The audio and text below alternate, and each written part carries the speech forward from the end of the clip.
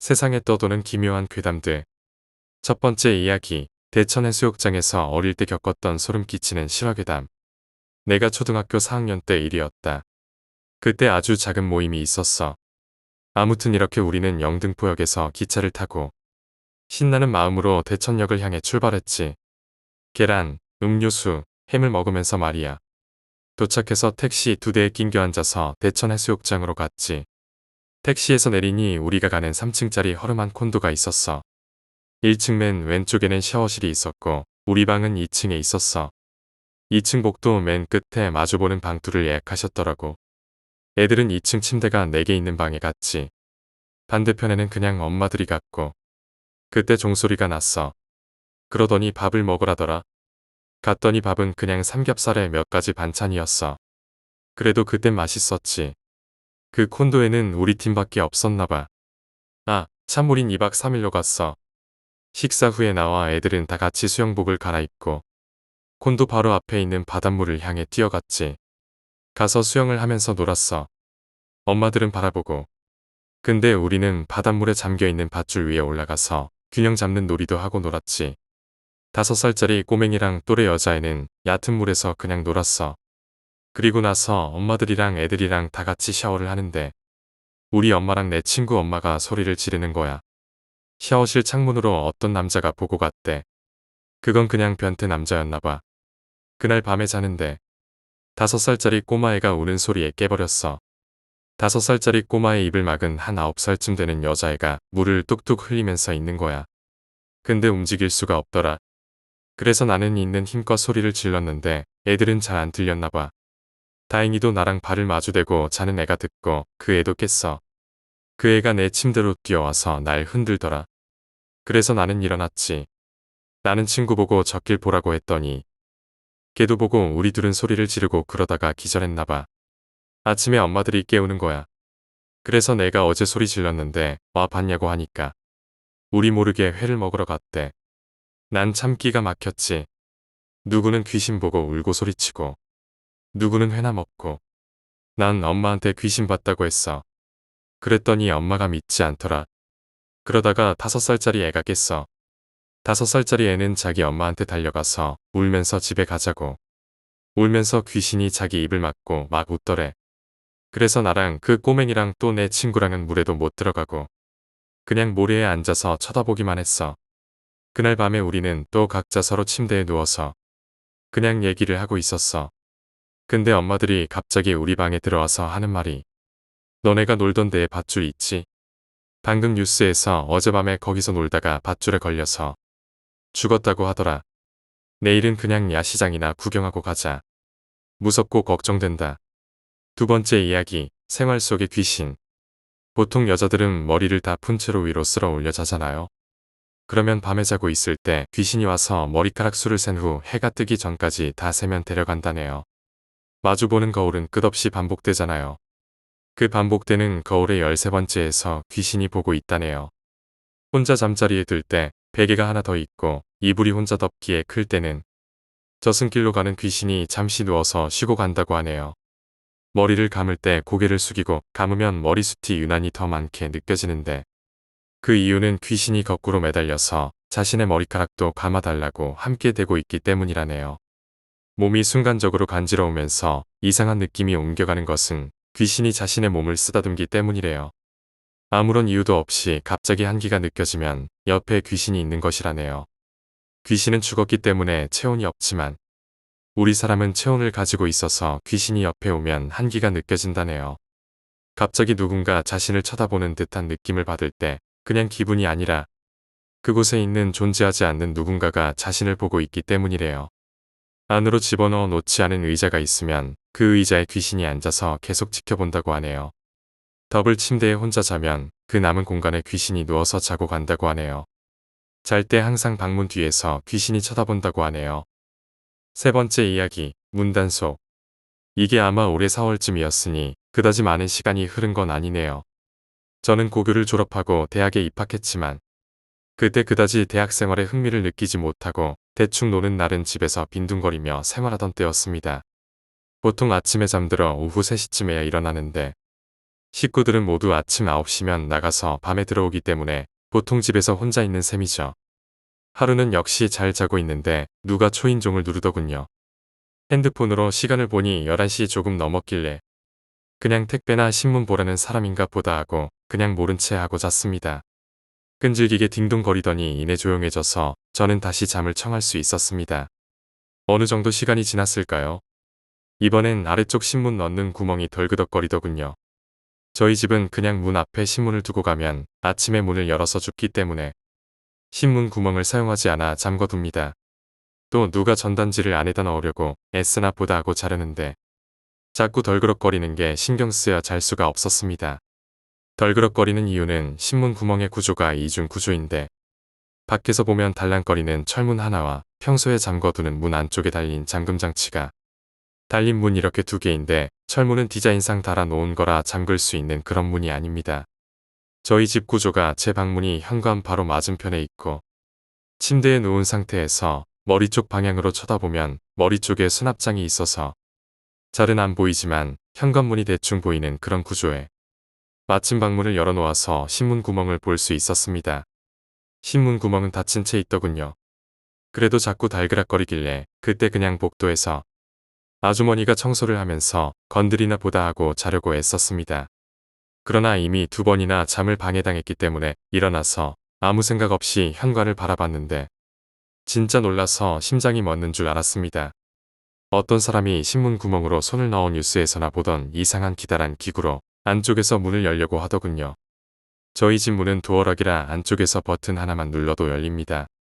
그 기다란 막대가 버튼을 누르려던 순간 저는 그냥 냅다 뛰어서 손을 발로 차고 막대를 빼앗았고 바로 전화기로 달려가 경찰을 불렀습니다. 밖에서 이런 여기 안에 사람 있는데 하고 대화하는 소리가 들리더니 이내 사라지더군요. 다행히 막대를 빼앗아 불상사가 일어나지 않았지만 충격을 받은 것은 다른 집은 모르겠지만 저희 아파트의 신문 구멍을 잠궈 두어도 약간의 힘만 주어도 잠금고리가 구멍문의 강도보다 약해서 신문 구멍문에 손상 없이 잠금 장치만 떨어지더군요. 네 번째 이야기, 이상한 아줌마. 당시 내가 살던 곳은 복도가 있는 아파트 8층이었다. 집안에서 TV를 보고 있었던 걸로 기억하는데 갑자기 밖에서 경찰차 소리가 들리고 사람들이 웅성거리는 소리가 들렸다. 무슨 일인가 싶어서 복도로 나갔다. 복도에 기대어 밑을 내려다보았다. 끔찍했다. 우리 아파트에서 몇 년을 살면서도 못 봤던 아주머니가 자살인지 타살인지 모르나 머리가 깨진 채 주변에 엄청난 피가 개울을 이루고 죽어 있는 걸 봤다. 너무 끔찍했다. 그러나 더 무서운 건 그 아주머니가 죽어 있는 모습이 8층에서 내려다보니 옆모습이 보이는 자세로 숨져 있었는데 이상한 건 눈이 위를 향해 있었다. 왼쪽 눈동자만 보였는데 그게 나를 보는 것 같았다. 그리고 눈 색깔도 이런 말해서 죄송하지만 일명계 눈이라고들 하지 않는가? 약간 연한 초록색으로 되어 있었는데 그 눈이 나를 보는 것 같았다. 너무 놀라 집에 들어갔다. 주무시고 계시는 엄마 옆에 가서 누웠다. 몇 시간을 잤을까? 슈퍼에 가려고 집을 나왔다. 엘리베이터를 타고 내려갔다. 얼른 과자를 산 뒤 서둘러 엘리베이터를 타러 갔다. 엘리베이터가 6층에 머물러 있었다.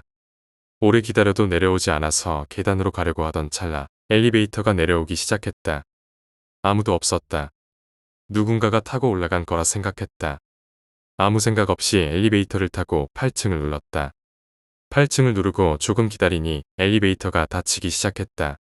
그런데 닫히는 순간에 무언가가 들어온 것일까? 엘리베이터 문이 닫히다가 멈췄다. 문득 생각났다. 연예인 공포 체험담. 엘리베이터를 탔는데 문이 닫히다가 뭔가에 부딪힌 듯 갑자기 열린다고. 그때가 소름 끼친다고. 귀신이 자신을 따라붙어 오다가 엘리베이터를 타면 문이 닫히는 시간에 귀신이 들어와 문에 부딪힌 것 같다고. 이 말을 한 연예인이 홍록기인 걸로 안다. 그래. 그때 생각이 나자 소름이 살짝 돋았다. 그러나 나는 별로 대수롭지 않게 생각하고 엘리베이터가 올라가기만을 기다렸다. 아무 생각 없이 엘리베이터 창문을 보고 있었다. 이 아파트는 복도식 아파트며 엘리베이터에 창문이 달려있다. 그때다. 갑자기 몇 시간 전 자살인지 타살인지 모르는 의문의 사건의 머리가 깨진 채로 숨져 있던 그 아주머니가 보였다. 소름 끼친다. 엘리베이터가 한층 한층 올라가는 시간이 1초 남짓되려나. 그 순간에 그 아주머니의 몰골이 정확하게 보였다. 엘리베이터 문에 기대어 개눈으로 나를 보고 있는, 엘리베이터가 올라가면서 눈동자도 따라오는 그 눈. 별반 다를 것 없는 일명 나이든 아주머니의 특유의 파마에 빨간 티. 그리고 피식하듯 올라가 있는 왼쪽 입꼬리. 앞니가 부러진 건가? 많이 튀어나와 있으며 주걱턱이었다. 올라가면서 나는 굳은 채 내려다 보았다. 살짝 올라가는 입꼬리가 너무 무서웠다. 집에 들어가자마자 과자를 내팽개치고 엄마한테 말했다. 그 아주머니를 봤다고. 엄마는 기가 약해서 그럴 거라며 보약한 채 지어준다고 하셨다. 하긴 너무 어린 나이에 사람이 죽은 걸 실제로 보았으니 그럴 수도 있다고 생각했다. 그러나 너무 선명했다. 이건 꿈도 아니다. 한 일주일 뒤 나는 너무 무서워 그 아줌마의 죽음이 궁금해서 옆집 아주머니에게 물어봤다. 그 여자가 죽은 건 자살이 아닌 타살이라고 했다. 그 여자가 11층에서 밑을 내려다보고 있었는데 뒤에서 정신이 이상한 남자가 밀었다고. 섬뜩했다. 11층에서 떨어지는 순간 어떤 생각을 했을까 싶기도 하고. 어쩌면 그 아줌마가 죽은 채로 개 눈으로 8층에 있는 나를 노려보고 있었던 게 아니라 내 위층에 있는 의문의 남자. 이유도 모른 채 자기를 뒤에서 떠밀은 그 자가 누군지 보기 위해서가 아닐지. 5번째 이야기, 말년병장의 괴담. 2003년 8월, 한여름에 무더위 속에 제대를 배기려 앞둔 말년병장 시절이었습니다. 짜증나는 일과를 끝내고 이등병 놈하고 장기를 두고 있을 때였습니다. 이분 대장님, 희소식입니다. 분대원 하나가 내무실 문을 활짝 열고 뛰어들어왔습니다.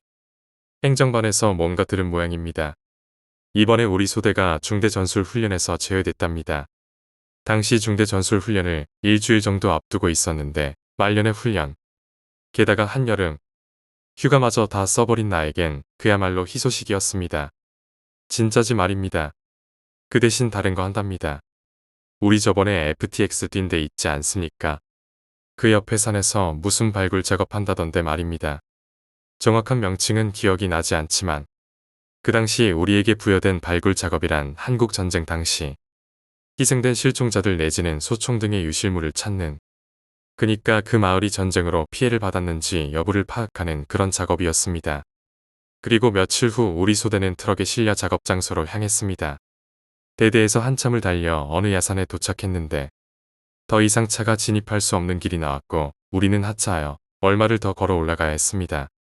올라가는 길에 잡초가 무성한 폐가가 드문드문 보였고 산 중턱에 이르자 자그마한 폐교가 저 멀리 시야에 들어왔습니다. 이윽고 목적지인 폐교에 도착하자 소대장이 짓걸렸습니다. 발굴장은 이곳에서 200여 미터 떨어진 곳에 위치합니다. 우리는 이곳에서 숙식을 하고 작업은 일주일간 진행됩니다. 마음은 이미 사회인인 나에게 갓 전입한 FM 소대장은 짜증나는 존재 중 하나일 뿐이었습니다. 앞으로 숙소로 사용할 폐교니까 우선 정리정돈부터 시작하도록. 소대장의 지시로 거미줄이며 곰팡이를 제거하고 나니 꽤나 훌륭한 숙소가 되었습니다.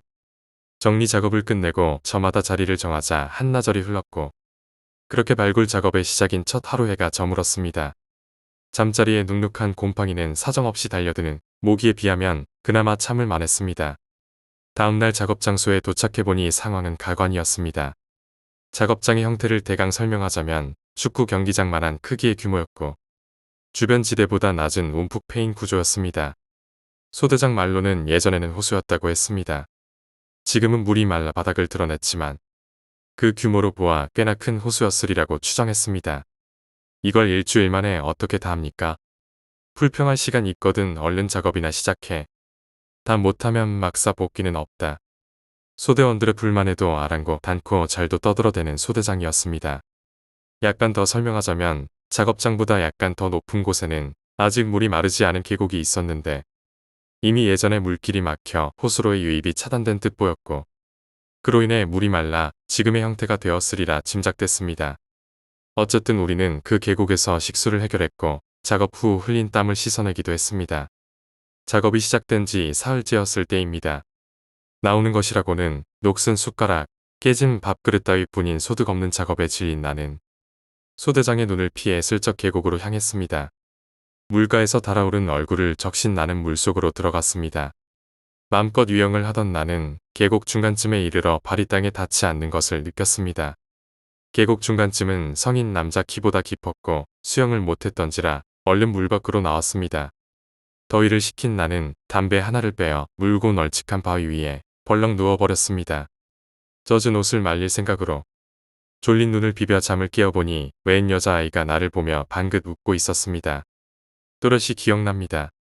창백하리 많지 하얀 피부, 똘망똘망한 눈망울, 이런 산골 작은 마을에 살 것 같지 않은 그런 아이였습니다. 자신이 서울서 전학을 왔고 10살이며 이름은 소연이라고 했습니다. 산골짜기에 10살짜리 여자아이, 게다가 전학을 왔다고. 그 폐교에 아니면 다른 학교가 있나. 이런 폐업뿐인 오지의 학교가 또 있다면 그건 더 큰 모순이 아닌가. 지금 생각하면 말도 안 되지만 그 당시에는 이상하다는 것을 느끼지 못했습니다. 그저 내 앞에서 방긋 웃고 있는 아이가 귀여워 같이 물놀이를 하며 놀아줄 뿐이었습니다. 그렇게 한참 텀벙질을 하며 물장난을 쳐오던 아이가 갑자기 휙 돌아섰습니다. 그러고는 물속으로 성큼성큼 걸어 들어갔습니다. 목까지 잠긴 여자아이가 말했습니다. 오빠, 물놀이하자. 나를 돌아보며 이 한마디를 남기고는 물속으로 완전히 잠겨버렸습니다. 창백한 얼굴에 담긴 희미한 미소가 넋이 나간 것도 잠시 나는 물속으로 몸을 던졌습니다. 김병장, 정신 차려봐. 볼따구가 얼얼해 오는 것을 느끼며 눈을 떠보니 소대장이 내 따귀를 갈기고 있었습니다. 아이는 구했습니까? 정신을 차린 나는 퍼뜩 그 아이를 물었고 돌아오는 건 무슨 뚱딴지 같은 소리냐는 소대장의 표정뿐이었습니다. 무슨 헛소리냐며 묻는 소대장에게 나는 자초지종을 설명했고 소대장의 대답은 어처구니가 없었습니다. 그게 무슨 소리야, 여자애. 너 아직 정신 안 들었냐? 말년이라 신경 안 썼다고 했습니다. 어디서 농땡이 피우나 보다 해저 물면 알아서 기어들어 오겠지 생각했다고 했습니다. 그런데 9시가 다 되도록 돌아오지 않아 소대원들 데리고 찾아 나섰고 계곡에서 미친놈처럼 텀벙거리는 나를 발견했다고 했습니다. 끌어내보니 눈은 풀렸고 고래고래 소리 지르다가 실신했다고 했습니다. 물론 나 외에는 아무도 못 보았다고 했습니다. 그 일로 패닉 상태에 빠진 나는 이후 모든 작업에서 열애가 됐고 발굴 작업의 마지막 날 유골이 발견됐습니다. 보고를 받은 대대에서는 이튿날 전 대대원을 작업에 투입했고 일주일간의 추가 작업 끝에 총 10여 구의 유골과 매몰된 수통, 소총 등을 발견해냈습니다. 이후 들은 바에 의하면 북괴는 매우 잔인한 형태로 마을 사람들을 학살했는데 발목에 무거운 납을 채워 산채로 수장을 시키는 것이 그중 하나였다고 합니다. 한 맺힌 어린 영혼의 눈에 군복을 입은 내 모습이 북괴군으로 보였던 것일까? 아니면 자신을 지켜주지 못한 우리 국군에 대한 원망이었으리라. 6번째 이야기, 필리핀에서의 괴담. 내가 필리핀에 온 이유는 아빠 사업 때문이었습니다. 지금 필리핀에서 생활한 지 4년이 조금 넘어가고 있어요. 학교도 다니고 있습니다. 그런데 여기는 방학이 1년에 한 번뿐이에요. 방학이면 대부분 한국에 가거나 놀러 가곤 해요. 2년 전쯤이었나? 방학이었습니다. 우리 가족이 워낙 놀러 다니는 걸 좋아해서 항상 그랬듯이 그때도 여행을 계획하고 있었습니다. 우리는 제멋대로 여행하기 때문에 리조트만 다니는 게 지루했습니다. 바다에서 수영해봤자 살만 타고 별로 좋은 게 없더라고요. 그래서 결정한 곳이 약간 밀림 지역이었습니다. 물론 산에서도 잘 달리는 차 한 대를 빌려서 갔습니다. 5시간 정도 걸렸나 그 긴 시간을 뒤로하고 생각보다 깨끗하고 좋은 숲에 도착했습니다. 숲 안에도 생각보다 건물이 꽤 있고 호텔 같은 게 많더군요. 근데 호텔이 아파트 형식이 아니고 그냥 주택 형식이었어요. 보통 가정집이 하숙을 차리는 거라고 생각하면 돼요. 좀 웃겼어요. 그곳에서 한 일주일 동안 지낼 우리는 호텔을 하나 잡았습니다. 그럭저럭 인상도 좋고 착했던 주인장 아저씨가 마음에 들었거든요. 주인장 아저씨에게는 아들이 있었는데 한 나이는 20대 초반 정도 보였습니다. 그 형은 항상 웃고 계시고 우리한테 마실 것이나 여러 가지를 자주 가져다 주셨습니다.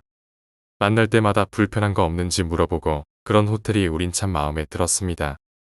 시설은 별 볼 일 없었지만 도착한 지 3일쯤 되었을까? 호텔 로비에서 이상한 일이 벌어지고 있더라고요. 가서 보니 그 형이 있었습니다. 그냥 호텔 로비에 소파 하나씩 있잖아요. 그 형이 좀 달라 보였어요. 눈은 초점을 잃은 듯 보였고 몸에도 힘이 쭉 빠져 있었습니다. 호텔 주인장 아저씨가 말만 걸면 이상한 말을 중얼거리고 내가 왜 그러냐고 물어보니 어제 새벽에 갑자기 잠에서 깨어나 이상한 말을 하면서 잠은 안 자고 밥도 잘 안 먹고 물도 잘 안 마시더래요. 움직일 생각도 안 하고 어쩌다가는 큰 소리 내면서 울기도 했다고 합니다. 난 무서워서 근처에 가지도 못했어요. 멀리서 지켜보기만 했고 웃음은커녕 약간 미친 사람처럼 보였어요. 난 그 형한테 흥미를 좀 가져서 근처에서 지켜보고 무슨 일 있는지 계속 확인하고 있었습니다. 약간 무섭긴 했지만 말이죠. 한국이었으면 무당을 부르세요라고 했겠지만 이 나라에는 무당은커녕 퇴마사도 없어요. 그 주인장 아저씨는 물론 엄청 답답했겠지요. 주인장 아저씨가 우리 가족한테 물어보더라고요. 아들이 하는 말이 어느 나라 언어인지 아느냐고. 우리는 모른다고 했습니다. 반나절쯤 지났을까요? 웬 일본인들이 오더라고요. 나도 지금도 그렇지만 그때도 몹시 왠지 일본인들이 이유 없이 싫었어요. 대충 일본인이네 하고 행동했는데 우리한테 인사도 하고 매너 있게 행동하더라고요. 아들은 그때도 그 소파에서 앉아 이상한 말을 중얼거렸지요. 근데 그 일본인들이 주인장 아들을 보더니 약간 이상한 눈빛으로 저 사람 일본말 할 줄 알아요? 라고 하더라고요.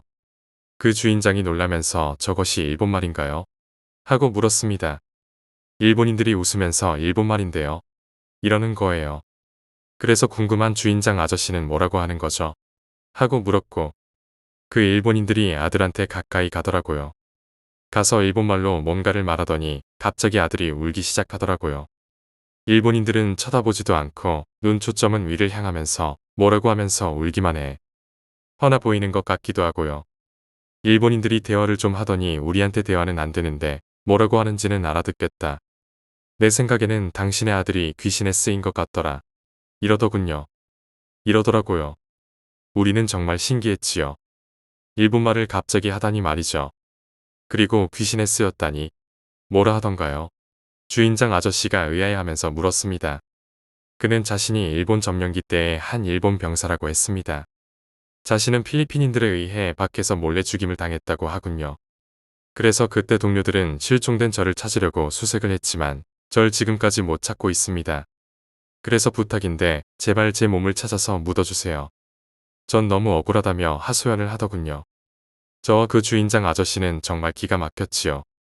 갑자기 일본 귀신이 쓰여서 자기 몸을 찾아달라고 하다니. 주인장 아저씨는 곰곰이 생각하더니 그럼 그 몸은 어디 있는지 한번 물어봐 주세요. 일본인이 또 쏠라쏠라거리는 거예요. 그런데 그 아들은 그냥 울면서 아무 말도 안 해요. 결국 방법이 없었지요. 아저씨는 사람을 고용해서 호텔 주위를 수색하기 시작했습니다. 난 좀 걸릴 거라고 생각했는데 우리가 떠나는 날 몸을 찾더라고요. 난 쫄아서 그 시체를 보지는 못했는데 냄새가 좀 나더라고요. 난 멀리 떨어져 있었는데도 말이죠. 정말 신기했어요. 총도 있었던 것 같더라고요. 그래서 주인장 아저씨는 시체를 밀림한 지역에 묻어주었다고 해요. 묻어준 지 1시간쯤 되었을까요? 그 아들이 갑자기 일어나더니 무릎을 꿇으면서 손을 비는 거예요. 뭐라고 하면서요. 일본 사람들이 그러는데 고맙다고 하는 거래요. 그런 다음 갑자기 쓰러지더니 호텔 주인장 아저씨 집에 가서 쉬러 갔어요. 그래서 난 그 형이 어떻게 됐는지 결과도 못 보고 그냥 인사를 나눈 뒤 헤어졌지요. 아마 내 생각에는 그 형 본래 사람으로 돌아왔을 것 같아요. 그 일 이후로 가족들 사이에서도 그 호텔 이야기는 가끔 나와요. 정말 그렇게 신비한 일이 일어날 수 있다는 게 믿기지 않았거든요. 우리 가족 외에도 다른 사람들에게 이야기를 했을 때 대부분은 믿지 않아요. 그러나 그 일을 겪은 우리는 정말로 그 일본인들 덕분에 놀라운 경험을 했다고 생각해요. 다시 필리핀에 가게 되면 그 호텔을 한 번 더 방문해보고 싶은 마음이 커요. 그 아저씨와 그의 아들이 어떻게 지내고 있는지도 궁금하고요. 물론 그 놀라운 일이 또 일어나진 않겠지만 그때 그 감동과 신비로움을 잊을 수가 없어서요. 그리고 그 일본인들은 정말 무슨 일이 있었는지, 어떻게 그렇게 정확하게 일본 병사의 이야기를 알 수 있었는지 그것도 궁금해요. 아마도 어떤 특별한 능력이 있었던 건지도 모르죠. 어쨌든 그들 덕분에 한 영혼이 평화를 찾은 것 같아 다행이라고 생각합니다. 그 사건 이후로 저는 세상에는 설명할 수 없는 많은 일들이 있음을 받아들이게 되었어요.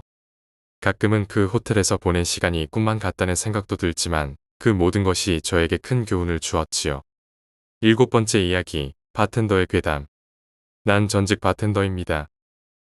당연히 밤에 일하는 직업이죠. 저는 저녁 6시 반부터 새벽 4시까지 일합니다. 그날도 피곤한 몸을 이끌고 마지막 남은 발을 보고 있었습니다. 3시쯤 됐을까요? 갑자기 쾅 하는 큰 소리가 나서 같이 일하던 주임 언니와 저는 현관 쪽을 쳐다보았습니다.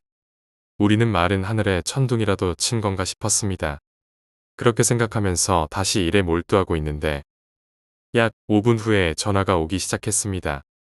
주임 언니가 전화를 받더니 사색이 되어 나에게 말했습니다. 세미 씨, 빨리 밖으로 나가봐요. 지금 세미 씨 어머니께서 간판에 맞으셔서 다치셨대요. 나는 놀라서 내려가면서도 우리 가게가 5층이라 간판이 떨어졌는지 창문으로 쳐다보았지만 우리 바의 간판은 멀쩡히 붙어 있었습니다. 의아해하면서 아래로 내려간 저는 완전 아비규환 같은 장면에 놀랄 수밖에 없었습니다. 엄마는 근처 벤치에 앉아 피를 흘리며 울고 계셨고 그 옆에 어떤 젊은 남자는 벤치에 앉아 다리를 부여잡고 있었습니다. 저는 엄마에게 달려가 이게 무슨 일이냐고 물었습니다. 거의 건물 전체적으로 간판이 떨어져 있었고 일반 간판이 아니라 스티로폼 안에 철판이 들어가 있는 전체 간판입니다. 불이 들어오는 간판이 아닙니다. 불이 들어오는 간판도 떨어져 있긴 했습니다. 벌벌 떨고 계시는 엄마를 진정시키고 병원에 갔습니다. 사실 그날 엄마가 우리 가게 앞으로 나오신 것도 이틀 전 엄마가 꾸셨다는 꿈 때문이었습니다. 무슨 꿈인지 물어봐도 대답은 안 하시고 꿈은 3일간 간다. 너 일 끝나면 일찍 들어오고 조심해. 그러시면서 아빠도 일 끝나면 모시고 오라고 하셨습니다. 그날도 날 데리러 우리 가게에 도착하셨을 때였습니다. 바람이 심하게 부는 날이었는데 도착하자마자 간판이 떨어지더니 엄마보다 저쪽에서 걸어오던 어떤 남자 다리를 치고 그 다음에 엄마 머리를 쳤다는 것이었습니다. 병원에서 검사를 받아보니 다행히 엄마는 뇌 손상이나 그런 것 없는 듯 했습니다. 그런데 먼저 다리를 맞았다는 그 남자는 철판 있는 쪽 모서리에 다리를 맞아 앞뒤가 다 나가서 적어도 6개월은 지나야 겨우 목발을 짚고 걷는다는 것이었습니다. 후유증도 심할 것이라고. 그런데 병원에서 엄마가 들려주신 꿈 얘기. 꿈에 어떤 남자가 나한테 검은 아기를 줬는데 그 남자가 다시 아기를 뺏어갔는지 아님 내가 줬는지 그건 모르겠는데 한참을 아기를 줬다 받았다 줬다 받았다 하다가 결국은 그 남자한테 다시 아기를 줬거든. 나는 그 꿈 이야기를 듣고 별로 대수롭지 않게 생각하며 다음날 사람이 없어서 또 일을 나가야 했습니다. 아침 10시까지 병실을 지키다 아빠에게 병실을 맡기고 집으로 돌아왔습니다. 그날 바에서 같이 일하는 언니들에게 꿈 이야기를 하자 어떤 한 언니가 말했습니다. 검은 아기 그거 귀신이야, 귀신. 너희 어머니가 검은 아기를 계속 받고 있었다면 진짜 큰일 났을 거야. 그 남자가 어머니 대신 맞은 거야. 그렇게 말했습니다. 꿈에서 엄마가 계속 아기를 들고 있었다면